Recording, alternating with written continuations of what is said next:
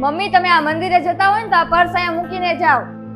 અરે પણ આ પર્સમાં પૈસા છે, ઈ મારે ત્યાં ગરીબો બેઠા હોય એને બધાને દેવાના છે એટલે લઈ જાઉં છું. તમે કોને પૂછીને આ પૈસા લઈ જાઓ છો?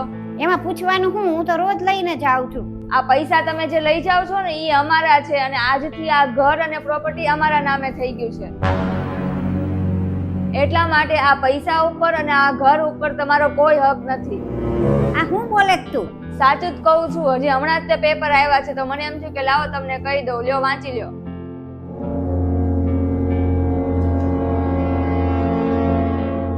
સાઈન તો મારી જ છે પણ મેં ક્યારે કરી મને નથી ખબર.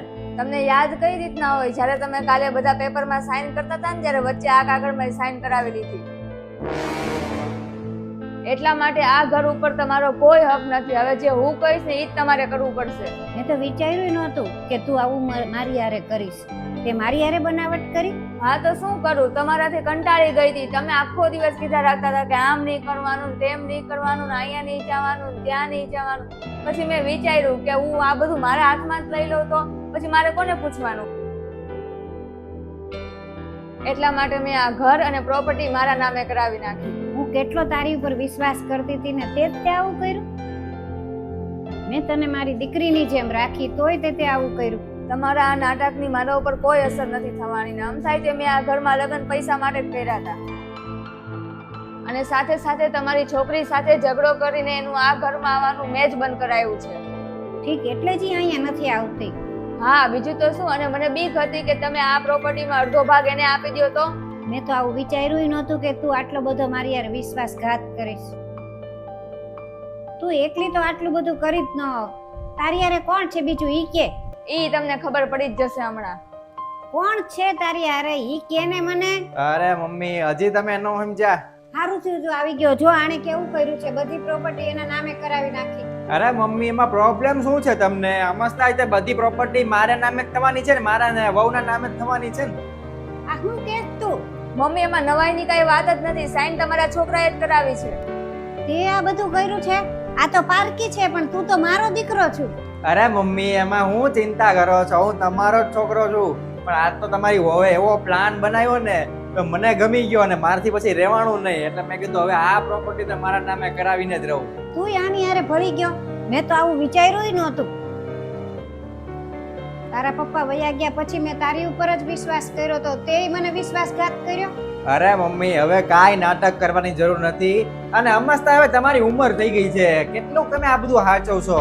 હવે સીધે સીધું આ બધું અમારા નામે કરી દો તો સારી વાત છે. તને શું લાગે કે તું આ બધું તારા નામે કરાવી શકીશ એમ? અરે એમાં હું નવી વાત છે. કાલે જ તો તમે આ બધી સહી કરી નાખી. બીજે બધે ભલે મારી સાઈન હાલતી હોય પણ પ્રોપર્ટીમાં મારી સાઈન નથી હાલતી. કારણ કે તારા પપ્પા છે ને વસિયત કરીને ગયા છે અને વસિયતમાં લખ્યું છે તારો હક હિસ્સો બધું લખ્યું છે. પણ હું આજે જ તે જઈને તારો હક હિસ્સો કઢાવી નાખું છું અને બધી મિલકત મારા એકના જ નામે કરાવી દઉં.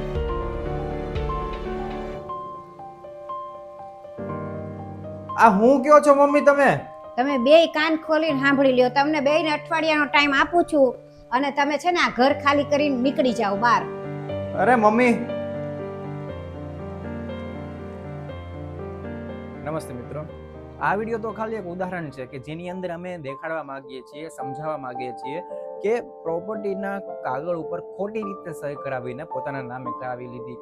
પણ આના ઉપરથી સમજવાનું એટલું છે અને અમે એવું કહેવા માંગીએ છીએ કે આ એક નાનું ઉદાહરણ છે પણ આવા તો ઘણા બધા અઢળક ઉદાહરણ છે ને અઢળક એવા સાચા હકીકત બની ગયેલી છે કે આવું થતું હોય છે. ભલે પછી એ પ્રોપર્ટી હોય, જમીન, મકાન, કોઈ પણ બીજી વસ્તુ પૈસાને લગતી કે કોઈ પણ રીતે, પણ આવું ન કરવું જોઈએ. સાચી વસ્તુ જીવનની અંદર શું છે? સંબંધ છે. ભવિષ્યની અંદર કોઈ પણ વાર કોઈ પણ સમયે સંબંધ કામ આવશે. કે આ જમીન, મકાન, પૈસા, પ્રોપર્ટી કોઈ વસ્તુ કામમાં નથી આવવાની. તમારી પાસે સંબંધ હશે તો એ આગળ કામમાં આવશે, તો કોઈ તમારી સાથે ઊભા રહેશે. આ બધું જમીન, મકાન કોઈ વસ્તુ સાથે ઊભી નહીં રહે. એ તો કદાચ વેચાઈ જશે. કાલે કદાચ તમે હીરોમાંથી ઝીરો પણ થઈ જાઓ, પણ સંબંધ હશે ને તો કોઈ પણ જગ્યાએ તમારી સાથે હશે બધા લોકો. તો બાકી આ વિડીયો તમને ગમ્યો હોય અને તમને મજા આવી હોય તો લાઈક, કમેન્ટ અને શેર કરજો.